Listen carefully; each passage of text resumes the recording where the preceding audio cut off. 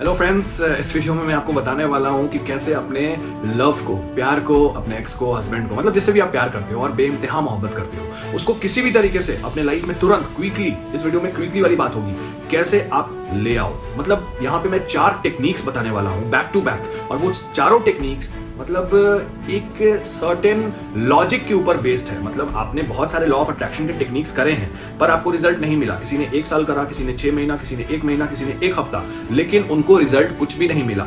Science दिखे universe के, white feathers दिखे, कॉटन दिखी, नंबर्स दिखे, angels, dreams and all that, पता नहीं क्या क्या, पर रिजल्ट नहीं मिला। तो ये वीडियो आपके ही लिए है, क्योंकि इस वीडियो को देखने के बाद आपको करना कुछ नहीं है, बस जो आप कर रहे हो ना उसमें और एनर्जी लानी है, पॉजिटिव वाली। और वो जो एनर्जी है ये ब्लैक मैजिक से कम नहीं है, जी हाँ, काला जादू। तो ये जो 4 टेक्निक्स, 4 प्रोसेस मैं बताने वाला हूं ना, ये आपको कहीं किसी वीडियो में यूट्यूब पे नहीं मिलेगी, क्योंकि ये द मोस्ट डेप्थ वाली बात है जो कोई नहीं बताना चाहता। अगर जानता है तो, वैसे तो पता नहीं जानते हैं लोग कि नहीं। खैर, तो वीडियो को लास्ट तक देखना। मेरा नाम है Sagar, welcome you all to my YouTube channel.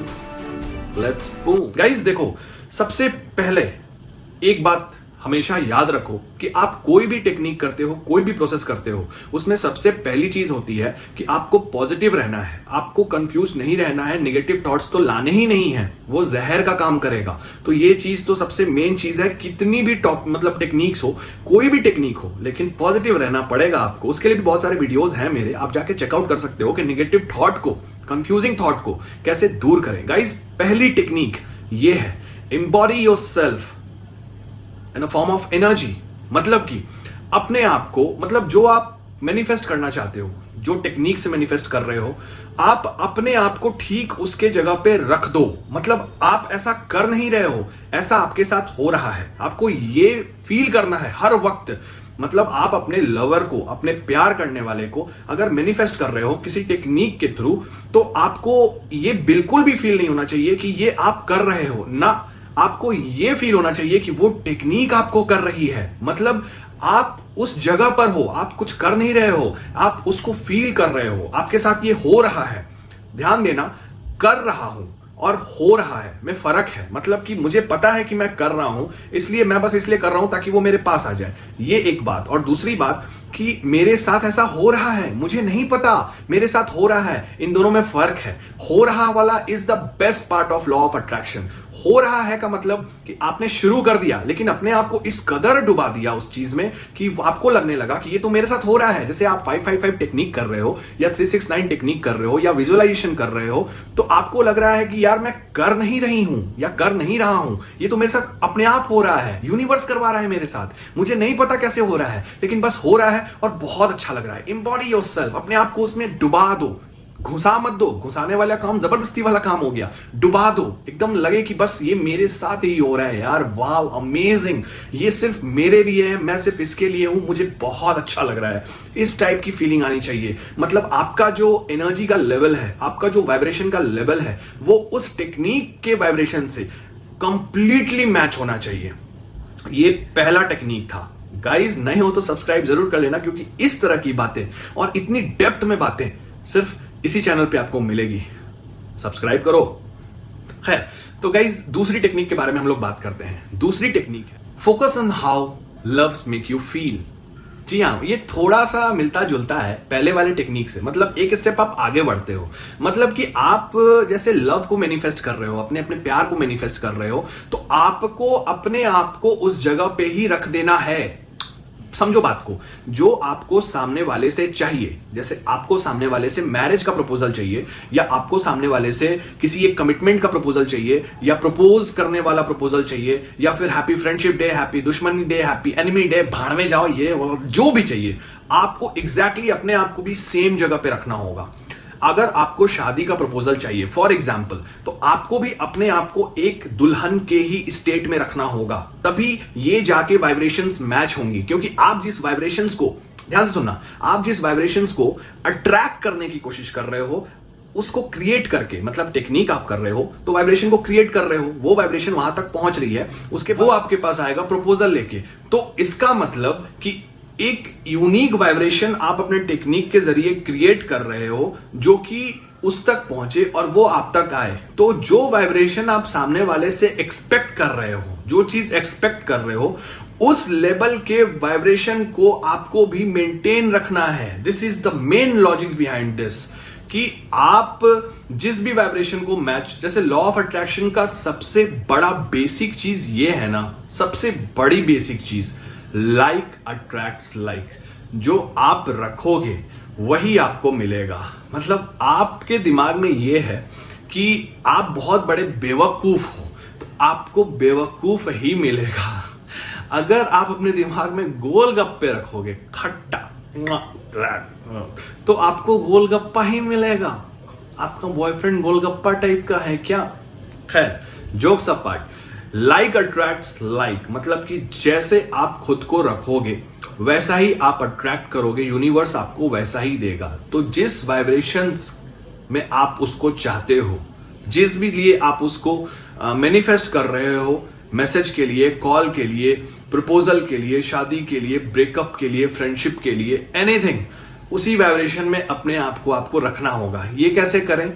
तो आप अगर मान लो मैं आपको प्रपोज करता हूं, hello I love you, will you be mine for ever?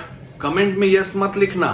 खैर, तो इसी जोन में आपको अपने आप को हमेशा रखना होगा कि आई एम रेडी, मैं इस चीज के लिए तैयार हूं, एकदम बहुत तैयार हूं कि अब वो आ जाएगा और अब वो प्रपोज कर देगा। वो प्रपोज कर रहा है और मैं हाँ बोल रही हूं।